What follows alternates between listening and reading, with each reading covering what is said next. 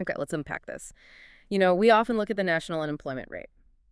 That's kind of the big indicator, right, for how the job market's doing. Hmm. In April 2025, that number held steady, 4.2%. Seems, well, pretty unremarkable on the surface. That's exactly it. But sometimes those big aggregate numbers, they hide something really significant happening underneath. Right, like a specific story within the larger picture. Exactly. And when you dive into the details of the latest federal data, you find this surprising and, quite frankly, pretty unusual shift. It impacted one specific group dramatically. And that finding, that specific story, is what we're focusing on in this deep dive. We're digging into the recent data from federal government reports revealing this sharp surge in unemployment, specifically among Black women, last month. Yeah, our source material for this, it comes straight from those numbers, the U.S. Bureau of Labor Statistics data for April 2025. Yeah. And also the analysis from economists, labor experts, folks who've been trying to make sense of this, this anomaly in various articles. So our mission here is really to help you, our listener, navigate this specific piece of economic data. We want to lay out the striking numbers Yeah. and explore the different explanations, the factors cited in the sources for why this happened, particularly for Black women. Okay, so let's start with the core findings. From the Bureau of Labor Statistics data for April, you mentioned the national rate, flat at 4.2%. That's kind of our baseline. Right, the starting point. But then you look at the numbers for Black women, and it's like, well, it's like you're looking at a completely different report. It really is.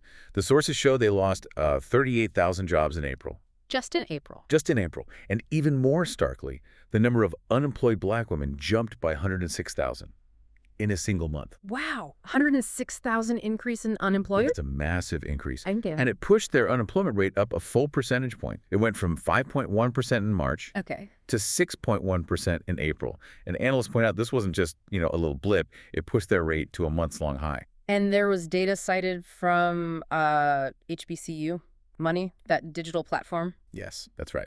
One source mentioned that, and it really underscores this. It noted the number of Black women employed is now at a 5-month low. Right. And the number of unemployed Black women is at a 5-month high.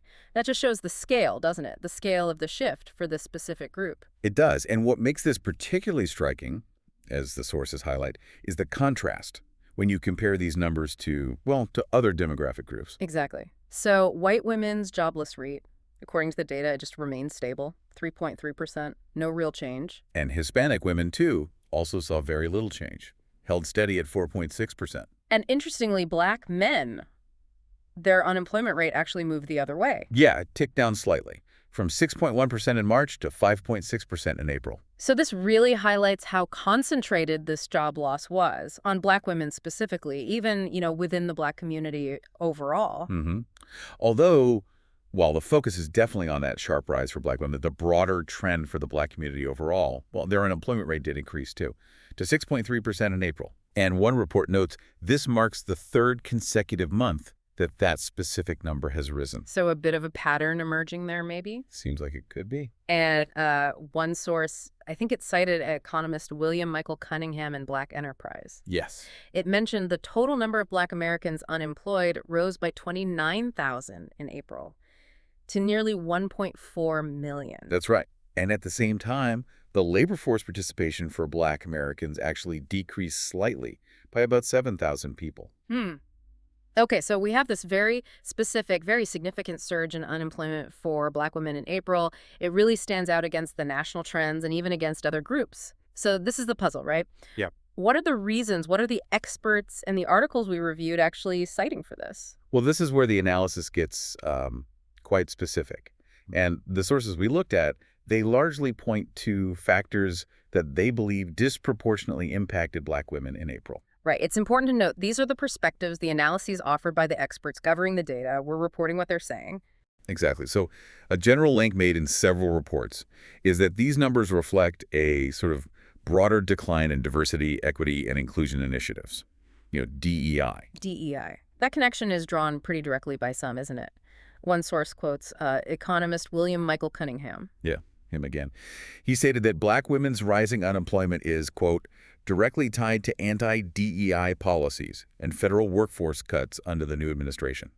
Pretty strong words. Very direct. Cunningham, as reported in that source, he went on to describe the unusual nature of this increase, that specific jump for black women, as a, quote, testament to and a direct result of the anti-DEI and anti-black focus of the new administration's policies. Wow. And he concluded that this is, quote, demonstrably damaging to the black community. Okay, so let's dig into how the sources suggest these factors played a role. How did they connect the dots? One key area mentioned is federal jobs. Right. Federal employment reportedly fell by 9,000 jobs in April, and it's dropped by 26,000 since January. Wow. And the experts cited in the articles, they point out that black women have historically held a larger share of federal government jobs. Right, higher representation there. Exactly. So the argument is these specific cuts would disproportionately affect their employment compared to, the workforce as a whole. That makes logical sense. If you're concentrated in a sector that's seeing cuts, you're more likely to feel it. Precisely. And the sources also noted downturns in other industries, like retail and hospitality. Ah, okay. And those sectors, the analysis says they also employ a significant number of black women. Correct. So that contributes another layer, another piece of the puzzle to the overall effect seen in the data. Multiple sectors potentially impacting them at once. Got it. And Andre M. Perry, senior fellow at Brookings, he offered some more insights in a Bloomberg report, right? Yes, he did. He specifically highlighted factors like the layoffs at the federal level where black people are more represented. So reinforcing that point about federal job concentration. Okay, same point there. But he also brought up something about tariffs. Yeah, he mentioned the impacts of the tariffs, particularly on small businesses that hire black women. How would tariffs connect to this, according to his analysis reported there? Well, based on the report, his argument seems to be something like this. Tariffs can increase costs or maybe reduce demand for small businesses. Okay, pressures on small business. Right. And if black women are disproportionately employed by these small businesses, maybe in certain roles, then those businesses struggling could lead to layoffs that specifically impact them more. Interesting connection. He also pointed to just the overall use of DEI as a slur, suggesting that the sort of negative climate around DEI could itself have employment consequences. So a broader cultural or political atmosphere factor. Seems to be what he's suggesting. He felt, according to that report, that all of these factors are probably at play. It's not just one single cause. Right, a confluence of things. Let's go back to that DEI point for a second.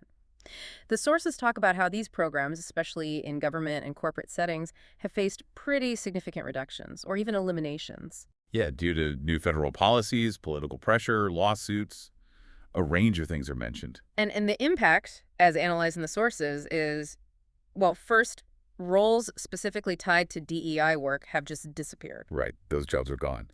But beyond that, analysts suggest that for many black women, these programs also served as important entry points into certain careers. Wow. Or they created pathways for promotion. Ah, so not just DEI-specific jobs, but broader career access. That's the perspective presented. So when those programs are reduced or eliminated, those specific opportunities, according to this view, just vanish. It really does seem like the experts are painting a picture of multiple kind of compounding factors all converging in April. Yeah, it looks that way from the analysis presented. And looking at the broader context, one Bloomberg report indicated that the jobless rate for black women hasn't just spiked in April. Oh. It's reportedly been climbing since February 2024, for over a year. So the April surge, while really sharp, might actually be part of a more accelerating negative trend for this group over the last year or so. That's what that report suggests, yes. It adds another layer of concern. And even though the overall economy added jobs, what was it, 177,000 jobs in April? Yeah, still adding jobs nationally. Right. But the sources repeatedly highlight that these gains are, quote, not reaching everyone. Indicating, based on the expert analysis, a growing divide in job recovery by race and gender. So the rising tide isn't lifting all boats equally, it seems. That's the conclusion drawn in many of the sources, yes, that this uneven recovery has created new gaps. And advocates, based on this data, are emphasizing the need for, closer attention.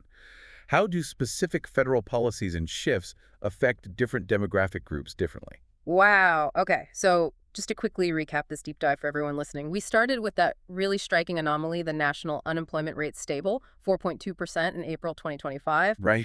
But contrasted very sharply with this significant specific surge for black women.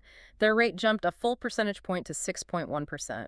reaching a months-long high. And we saw how this contrasted with stable or even slightly decreasing rates for white women, Hispanic women, and black men. Although we did note the overall black unemployment rate also rose for the third month in a row. And we explored the main explanations offered by the experts in the articles we reviewed, being clear these are their perspectives.